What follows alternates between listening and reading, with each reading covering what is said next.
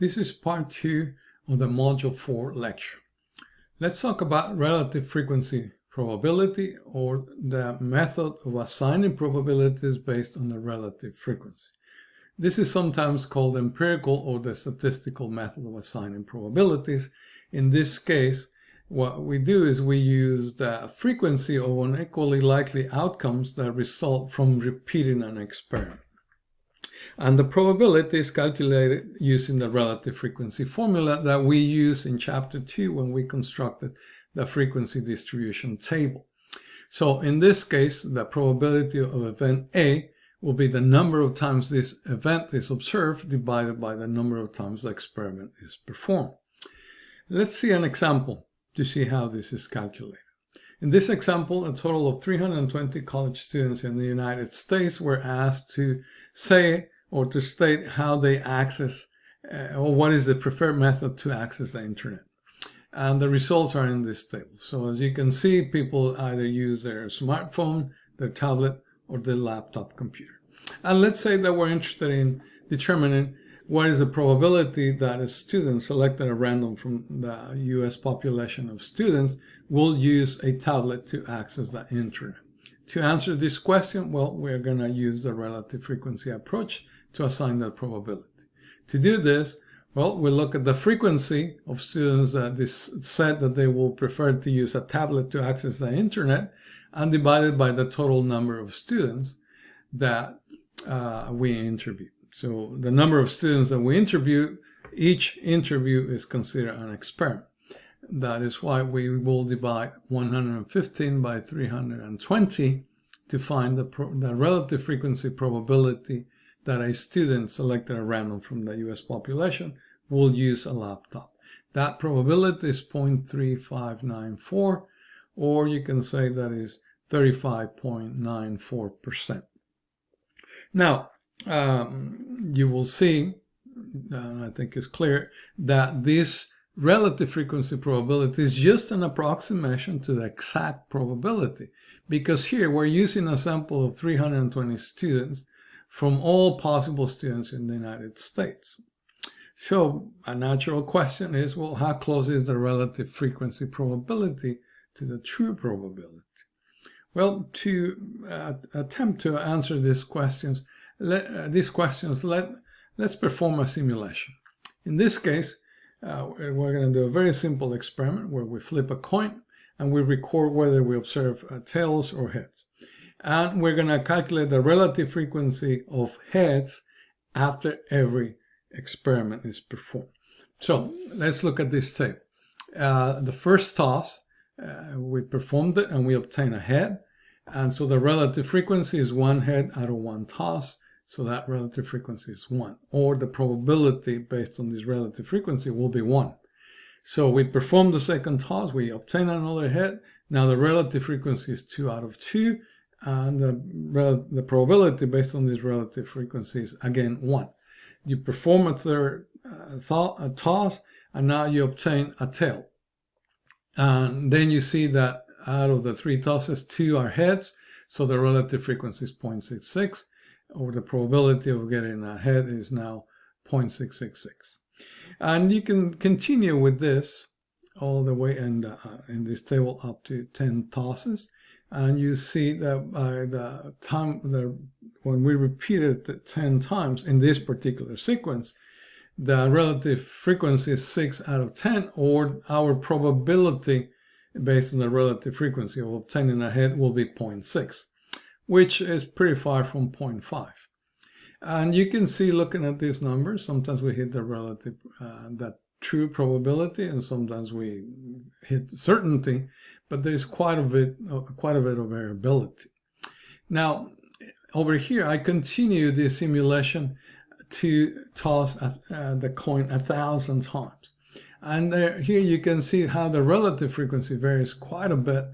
And when we get very close to 1,000, finally the probability is getting close to 0.5. Not exactly 0.5, but very close. So this is telling us that the more times we perform an experiment, the relative frequency is going to, the probability based on the relative frequency will get closer and closer to the theoretical probability. In fact, that is called the law of large numbers. So if we are going to rely on relative frequencies, we must repeat the experiment many, many times to say that probability based on the relative frequency is a good approximation to the theoretical probability. That is given by the law of large numbers. All right. Let's talk about the third method of assigning probability, and this is called the subjective probability. And this is the approach that is used when the outcomes of an experiment are not equally likely and the experiment cannot be repeated. So in those cases, we will rely on our knowledge, experience, intuition, and beliefs to make up a number and say, this is a probability that I think that this event will occur. Like, for example, when a few minutes ago that the sky was very dark, and if someone would have asked me, is it going to rain? I said, well, it very likely will rain. And if that person says, well, what probability would you assign? I said, probably 80% or 0.8. So I just made up a number, and that is what we call a subjective probability. So here's an example, very pertinent for what we're going through right now. And here the question is, what is the probability that candidate A or B will win the next presidential election? Well, candidate A or candidate B do not have an equal chance of being selected to be a president. Why? Because every person has their own ideas and everybody has their own preference. And not only that, the election cannot be repeated, at least not under normal circumstances. So what happens now? Well, if you look at the news, you will see these political experts coming out with probabilities that a candidate A or candidate B will win, and they base that on polls, their experience, their knowledge, or simply what they believe. But that's what we call a subjective probability. So you have three methods to assign probability. The theoretical method, where every outcome has an equal chance of being observed. The relative frequency probability approach, when the outcomes are not equally likely, but we can repeat the experiment. And the subjective probability, when the outcomes are not equally likely and we cannot repeat the experiments. Those are the three approaches to assign probabilities. All right, with that in mind, let's talk about the different types of events so that we can talk about how to compute probabilities for different events. All right, in these types of events, I'm going to use Venn diagrams. Venn diagrams are very simple. The square represents the sample space, and the circle, or circles if you have more than one, represent a particular event. And this event can be a simple event or a compound event. All right, using this, let's talk about the first type of event that is very important, and is what we call the complement of an event. The complement of an event, like in this case, event A, we're going to denote it by A bar, and that complement will include all the outcomes that are not part of A. So in the Venn diagram representation, A is the blue circle, and the complement is everything outside that blue circle that is within the sample space.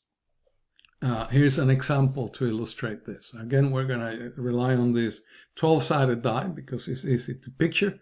So you roll the die, and then you know that the sample space of rolling the die is any number from 1 to 12, because that's the number printed on the face of the die.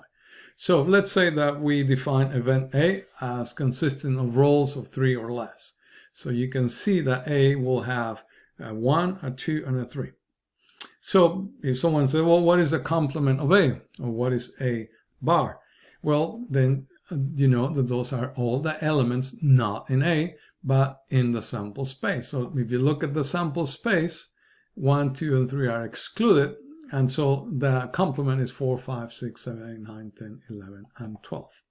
So this is the complement of an event.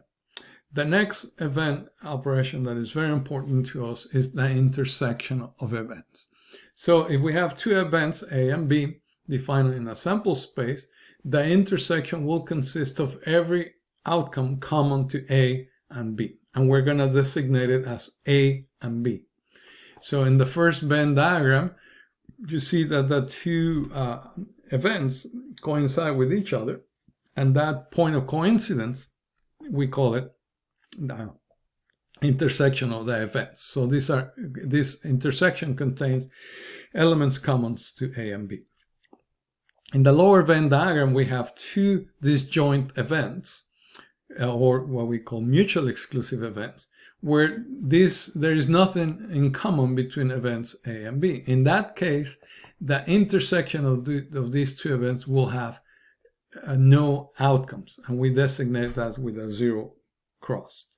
So this intersection of mutually exclusive events has no elements in common. All right, the next operation is the intersection of events. Oh, sorry, before I go there, let's talk about an example to illustrate this. So again, we're using the 12-sided die, and we're defining three events. Numbers that are 6 or less, or rather roles that result in a 6 or less, roles that result in even numbers, that would be event B, and event C consists of all roles of odd numbers. All right, so what is the intersection of A and B? So you compare A and B and you see that 2 is common to both, 4 is common to both, and 6 is common to both. So the intersection of A and B is just outcomes 2, 4, and 6.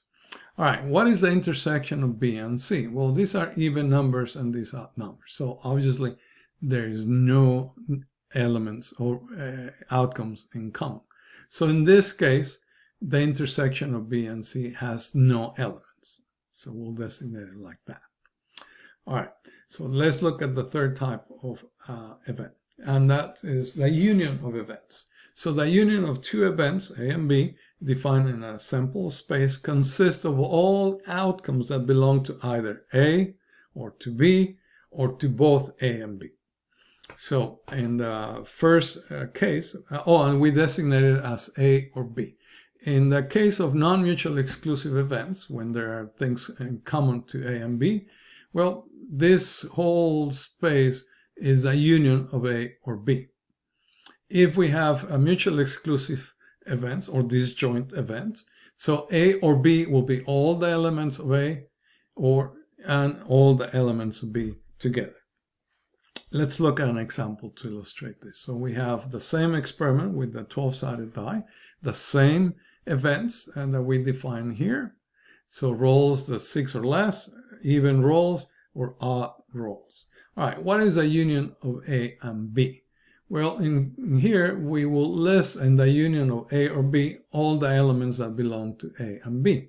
So here you see that we have 1, 2, 3, 4, 5, 6 that belong to A. We don't repeat those that are common to B, and so we go to 8, 10, and 12. All right, what is the union of B and C? So in this case, we put all the elements in B and all the elements in C together, and you can see that we get the sample space because this consists of all the even roles and this consists of all the, all the even roles and all the odd roles. So that would be the union of B and C. Well, I hope that these examples help you illustrate and understand the three types of events that we're going to be looking at. The complement, the intersection of events, and the union of events. All right, in the next segment, we're going to talk about the probability of a complement of an event and other probability calculations.